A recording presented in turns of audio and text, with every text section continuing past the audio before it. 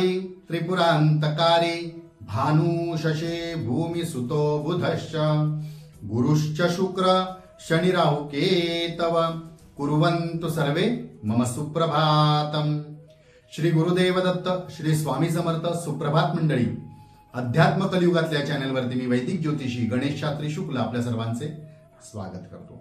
मित्रांनो, हे अध्यात्म कलियुगातले चॅनल आजपर्यंत जर अजूनपर्यंत आपण सबस्क्राईब केले नसेल, फक्त कुठल्या तरी व्हॉट्सअप ग्रुपवरती लिंक घेऊन आपण ते पाहत असाल तर मित्रांनो प्लीज आपण हे चॅनल सबस्क्राईब करा, बेल आयकॉन दाबा, शेअर करा, लाईक करा, जेणेकरून सर्वप्रथम जो व्हिडिओ अपलोड होईल तो आपल्याला डायरेक्ट पाहता येईल, नोटिफिकेशन येईल, ग्रुपवर येण्याची वाट पाहावी लागणार नाही। मित्रांनो, कधी कधी कामाच्या गडबडीत हे झालेले व्हिडिओ मी इतर ग्रुपमध्ये किंवा व्हॉट्सअपवरती शेअर करण्याचा वेळ मिळत नाही किंवा लक्षात असत नाही, त्यामुळे कदाचित तो आपल्याला पाहता येत नाही, मग आपल्याला मेसेज करावे लागतात। जर आपण स्वतः तो लाईक केला असेल, सबस्क्राईब केला असेल आणि बेल आयकॉन दाबलं असेल तर तो आपल्याला मिळू शकतो। तर मित्रांनो, आपण हे आपले चॅनल सबस्क्राईब करा।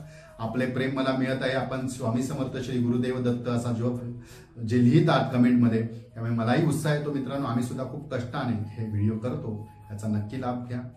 हे साप्ताहिक राशी भविष्य असणार आहे, हे 7 ते 13 ऑक्टोबर 2024 चे असणार आहे, नक्की पहा। 7 ते 13 ऑक्टोबर साप्ताहिक राशी भविष्य 2024 कन्या राशी। या सप्ताहात दूरचे प्रवास घडत राहतील किंवा मनात नसताना सुद्धा ते प्रवास आपल्याला करावे लागतील, किंवा आपण यात्रा आयोजन केलं असेल आणि जायचं मनापासून जर असेल तर त्या यात्रेमध्ये कदाचित मनाविरुद्ध काही घटना घडून किंवा मनाच्या अपोजिट, म्हणजे आपण अपेक्षा केलं होतं त्याच्या अपोजिट काहीतरी घटना घडते। म्हणजे एकंदरीत यात्रेसंबंधित थोडासा अडचणी निर्माण होण्याची शक्यता आहे। प्रवासातून जर आपण मोठी यात्रा करणारच नसाल आणि घरातच राहत आणि किंवा घरातून कुठेतरी यात्रे म्हणजे प्रवास करत असाल, येणं जाणत असेल तर त्यात सुद्धा कदाचित काहीतरी न्यूनता येऊ शकते। कौटुंबिक समाधान लाभणार आहे। आलेल्या अडचणींवरती कुटुंबाच्या साह्याने, कुटुंबाच्या मदतीने आपल्याला मदत होणार आहे। आपल्याला त्या आलेल्या अडचणींवरती मात करता येणार आहे। त्यामुळे कुटुंबातील लोकांशी प्रेमाने वागा, दुरावू नका, त्यांची मन दुखणार नाही याची काळजी करा। कारण कुठल्याही वेळी, कुठल्याही प्रसंगी आपल्या कुटुंबातील कुठल्याही व्यक्तीची आपल्याला मदत घ्यावी लागू शकते। काही वेळी मदत घ्यावीच आहे म्हणून गोड बोलावं असं नाहीये, परंतु आपण ते राखा, ते नातं सांभाळा, ते नातं राखा असं मला सांगायचं आहे। नोकरी व्यवसायात प्रगती नक्कीच होणार आहे, आपल्याला प्रगती साधता येणार आहे। नोकरी व्यवसायात येणाऱ्या सुद्धा अडचणी दूर होणार आहेत। नोकरीमध्ये कदाचित वरिष्ठांशी मतभेद जर वाढले असतील तर कसे दूर होतील, त्यांची कशी मर्जी संपादन करता येईल याकडे लक्ष द्या।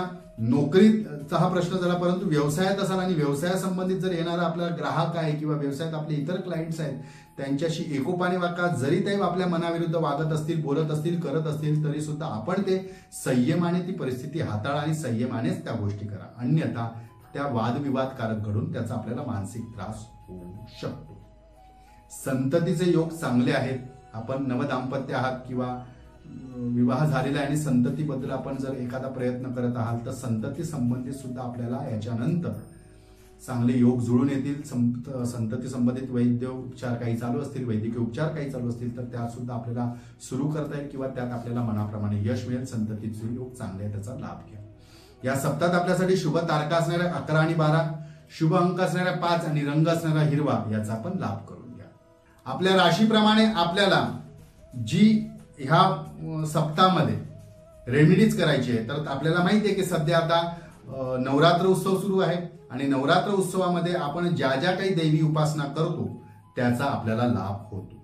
जर आपल्याला अभ्यासात अडचणी येत असतील तर आपण सरस्वतीची उपासना करा, या कुंदेंदू हा जो श्लोक आहे तो म्हणा किंवा प्रज्ञाविवर्धन स्तोत्राचा रोज पाठ करा। धनासंबंधित एखादाचा प्रश्न असेल तर आपण महालक्ष्मीष्टकाचा पाठ करा किंवा महालक्ष्मीष्टक दिवसातून 8 वेळा म्हणण्याचा प्रयत्न करा। 3 वेळा म्हणायचं तर प्रतिवेळी 8 वेळा म्हणण्याचा प्रयत्न करा। म्हणजे सकाळ दुपार एक काले पडे नित्यम महापाप विनाशनम, द्विकालमिया पडे नित्यम धनधान्य समन्विता, त्रिकालमिया पडे नित्यम महाशत्रू विनाशनम असं सांगितलं। तर तिन्ही काळामध्ये आपण 8 वेळा तो प्रयत्न करा म्हणण्याचा, आपल्याला नक्की त्याचा लाभ होईल। महाकालीची सुद्धा उपासना करत असेल तर आपल्या कुलदेवतेचा जप करा, नक्की आपल्याला त्याचा लाभ होईल।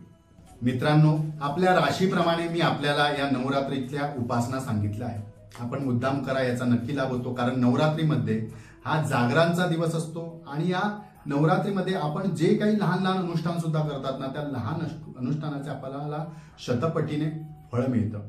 आणि ज्या काही सिद्धी प्राप्त करण्यासाठी आपण एखादी गोष्ट करताना त्याची सिद्धी सुद्धा प्राप्त होते. म्हणजे सिद्धी हेतू एखादं अनुष्ठान केलं असता त्याच्यात सिद्धी प्राप्त होते. या नवरात्रीच्या काळात तुम्ही विचार करणार नाही, नवरात्रीचं देवीचं करतात, त्यासोबत लोक गुरुचरित्राचं पारायण सुद्धा करतात, इतर देवीची अनुष्ठानं करतात, शंकराची आराधना करतात, विष्णू वल्लभाची सुद्धा आराधना करतात. तर का करतात? तर हा जो 9 दिवसांचा जो काळ आहे नवरात्रीचा, शारदीय नवरात्रोत्सव, हा फक्त देवीसाठी नाहीये, तर सिद्धी ही देवी दाता आहे. म्हणजे सिद्धिदाता ही देवी असल्या कारणाने सिद्धिकारक ज्या काही गोष्टी आपण करतात त्याचा लाभ होतो. या काळामध्ये आपण मुद्दाम महालक्ष्मी अष्टक किंवा आपल्या कुलदेवतेचा सतत जप करा. या महालक्ष्मी अष्टक जर सिद्ध झाले तर त्याचा आपल्याला भरपूर लाभ होतो लक्ष्मी प्राप्तीसाठी. मित्रांनो, अजूनपर्यंत हे आपले चॅनल आपण सबस्क्राईब केलं नसेल तर सबस्क्राईब करा. जास्तीत जास्त लोकांपर्यंत मित्रांनो शेअर करा. त्यांच्या आयुष्यात ज्या काही अडचणी असतात त्या अडचणी दूर होतील, त्यांना, तुम्हाला आणि मलाही त्याचा लाभ होईल. चला तर पुढच्या आठवड्यात नक्की भेटूया याच ठिकाणी ह्याच वेळी. तोपर्यंत सर्वांना धन्यवाद आणि हे नवरात्री शारदीय उत्सवाच्या दसऱ्याच्या पुन्हा एकदा आपल्याला हार्दिक शुभेच्छा.